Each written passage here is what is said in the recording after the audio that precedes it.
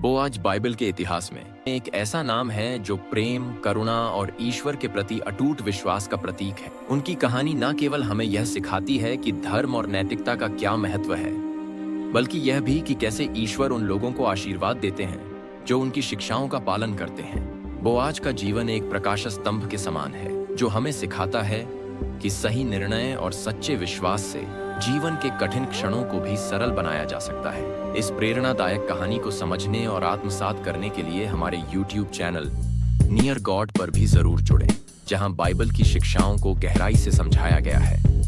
Boaz यहूदा के वंश से आते हैं। उनका परिवार इस्राएल के प्रमुख कुलों में से एक था। बोआज के पिता का नाम सलमोन था और उनकी माता राहाब थी, जो यहोशू के समय यहोवा पर विश्वास करके कनान की विजय का हिस्सा बनी थी।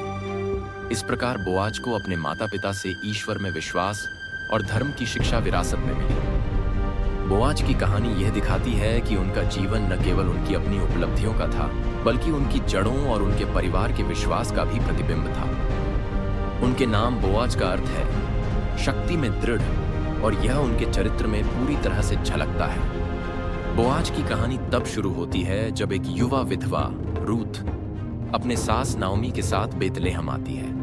रूथ मोआब की निवासी थी, लेकिन उसने अपने पति की मृत्यु के बाद अपनी सास और उनके ईश्वर को अपनाने का संकल्प लिया। यह उनके शब्दों से स्पष्ट है, जहां तुम जाओगी मैं जाऊंगी, और जहां तुम रहोगी मैं रहूंगी। तुम्हारा ईश्वर मेरा ईश्वर होगा। बोआज ने पहली बार रूथ को अपने खेतों में काम करते हुए देखा। वह यह देखकर प्रभावित हुए कि कैसे रूथ ने अपने सास के प्रति निष्ठा और समर्पण दिखाया। बोआज ने तुरंत ही रूथ की देखभाल का जिम्मा लिया और यह सुनिश्चित किया कि वह अपने खेतों में सुरक्षित और सम्मानित महसूस करे। बोआज का चरित्र उनकी करुणा और न्यायप्रियता में झलकता है। उन्होंने रूथ से कहा, यहोवा जो इस्राएल के ईश्वर हैं, जिसके पंखों के नीचे तू शरण लेने आई है, तुझे पूरा प्रतिफल दे। यह वचन उनकी धार्मिकता और उनके हृदय की कोमलता को दर्शाता है। बोआज ने न केवल रूथ को अपने खेतों में काम करने की अनुमति दी, बल्कि यह भी सुनिश्चित किया कि उनके मजदूर उसकी मदद करें। बोआज और रूथ की कहानी यह भी दिखाती है कि कैसे ईश्वर ने उन्हें मिलाने की योजना बनाई थी। नाओमी ने रूथ को समझाया कि बोआज उनके परिवार का निकट संबंधी है और उन्हें अधिकार है कि वे रूथ का पुनर्विवाह करें। रूथ ने बड़ी विनम्रता और आदर के साथ बोआज के सामने अपने विवाह का प्रस्ताव रखा। बोआज ने न केवल रूथ के प्रस्ताव को स्वीकार किया, बल्कि यह भी सुनिश्चित किया कि यह सब यहूदी कानूनों के अनुसार हो। उन्होंने उस समय के रीति रिवाजों का पालन करते हुए रूथ से विवाह किया। यह विवाह न केवल दो लोगों के बीच का बंधन था, बल्कि यह दिखाता है कि ईश्वर अपनी योजना में कितने चमत्कारी तरीके से काम करते हैं। बोआज और रूथ का विवाह एक महत्वपूर्ण वंश का आरंभ करता है।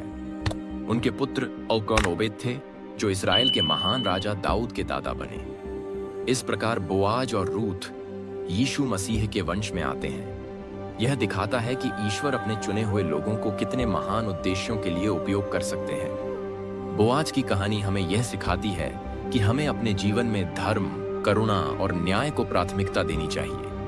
उनकी कहानी यह भी दिखाती है कि ईश्वर कभी उन लोगों को नहीं छोड़ते जो उनकी राह पर चलते हैं। बोआज का जीवन और उनकी रूथ के प्रति प्रेम हमें यह सिखाता है कि सच्चा प्रेम न केवल भावनाओं पर आधारित होता है, बल्कि यह धर्म और विश्वास पर भी आधारित होता है। बोआज और रूथ की यह कहानी बाइबल के उन सुंदर और अद्भुत प्रसंगों में से एक है, जो हमें जीवन के प्रति नई प्रेरणा देते हैं। यदि आप भी बाइबल की गहराइयों और शिक्षाओं को समझना चाहते हैं, तो हमारे YouTube चैनल नियर गॉड से जरूर जुड़ें। यहाँ आपको बाइबल की हर कहानी एक नए दृष्टिकोण से समझने को मिलेगी, जो आपके जीवन में विश्वास और प्रेम को और भी मजबूत करेगी। ईश्वर ने बोआज और रूथ के जीवन में जो चमत्कार किए, वह आपके जीवन में भी कर सकते हैं। आवश्यकता है तो केवल उनके प्रति समर्पण और विश्वास की। धन्यवाद।